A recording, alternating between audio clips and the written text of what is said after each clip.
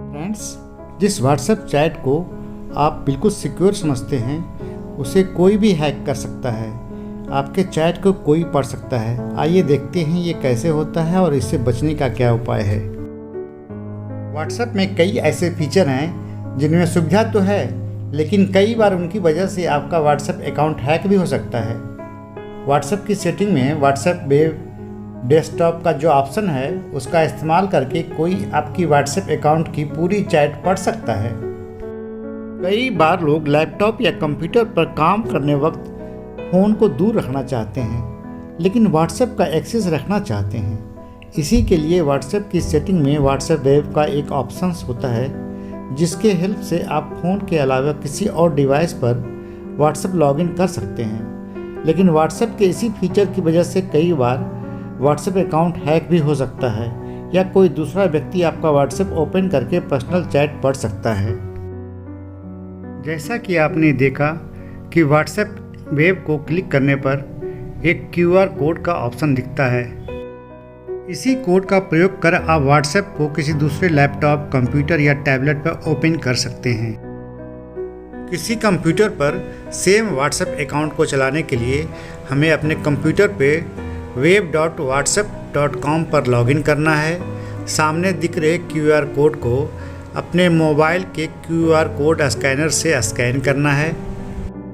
ये QR code scanner अपने mobile के व्हाट्सएप वेब को ओपन करने से सामने दिखेगा। कंप्यूटर पर QR कोड स्कैन करने के बाद आपका सेम अकाउंट कंप्यूटर पर भी एक्टिव हो जाएगा। इसी का लाभ उठाकर कोई आपका फ्रेंड अगर आपका मोबाइल खोलता है तो उससे अपने लैपटॉप पर या किसी अन्य सिस्टम पर स्कैन करके आपके अकाउंट को एक्सेस कर सकता है, आपके चैट देख सकता है, पढ़ सकता है। हालांकि एक फ़ोन के साथ दूसरे फ़ोन में व्हाट्सएप ऑपरेट नहीं कर सकते हैं। किसी और डिवाइस पर व्हाट्सएप चलाने के लिए QR कोड स्कैन करना होता है। अब जानते हैं कि हमें कैसे मालूम पड़े कि हमारा व्हाट्सएप किसी ने ओपन कर रखा है या हैक कर रखा है।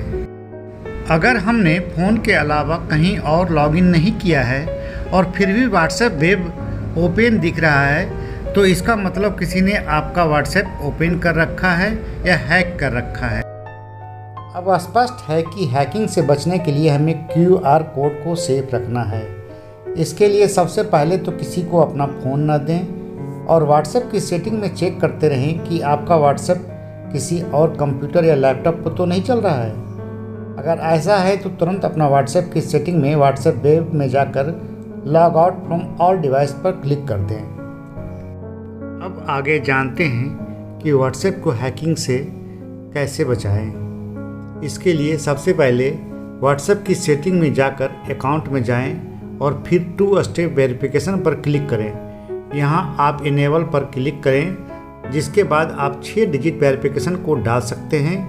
इस कोड की ज़रूरत तब होगी जब आप रजिस्टर्ड मोबाइल नंबर से व्हाट्सएप में दोबारा लॉगिन करते हैं।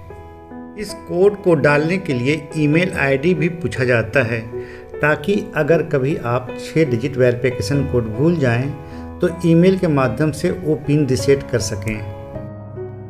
अगर आप लैपटॉप या किसी और इंटरनेट वाले डिवाइस पर व्हाट्सएप से लॉगिन करते हैं तो इस्तेमाल के बाद हमेशा लॉग आउट करें।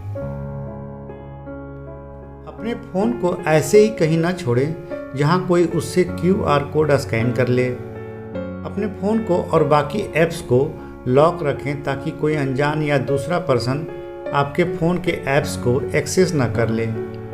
अपने फ़ोन को अनजान वाईफाई से कनेक्ट ना करें। कई बार हैकर्स के पास एक यूनिक मैक एड्रेस होता है जिसे यूज करके वो आपके व्हाट्सएप के चैट एक्सेस कर सकता है। 120 दिनों के अंदर अपने अकाउंट को अगर आप पुनः एक्टिवेट करते हैं तो आपका लोकली स्टोर्ड डाटा पुनः एक्टिवेट हो जाएगा और आपको वापस मिल जाएगा।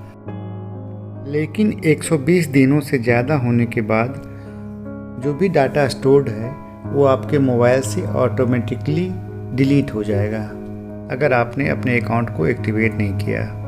अगर आपका व्हाट्सएप अकाउंट हैक हो जाए तो अपना अकाउंट support@whatsapp.com पर ईमेल करके डीएक्टिवेट करा सकते हैं। अंत में एक महत्वपूर्ण टिप्स, अगर आप अपने व्हाट्सएप अकाउंट्स का 120 दिनों तक उपयोग नहीं करेंगे तो कंपनी उसे ऑटोमेटिकली डिलीट कर देगी। कंपनी ये सिक्योरिटी व्यू से करती है। फ्रेंड्स, ये थे व्हाट्सएप के संबंध में कुछ important tips. Thanks for watching till and.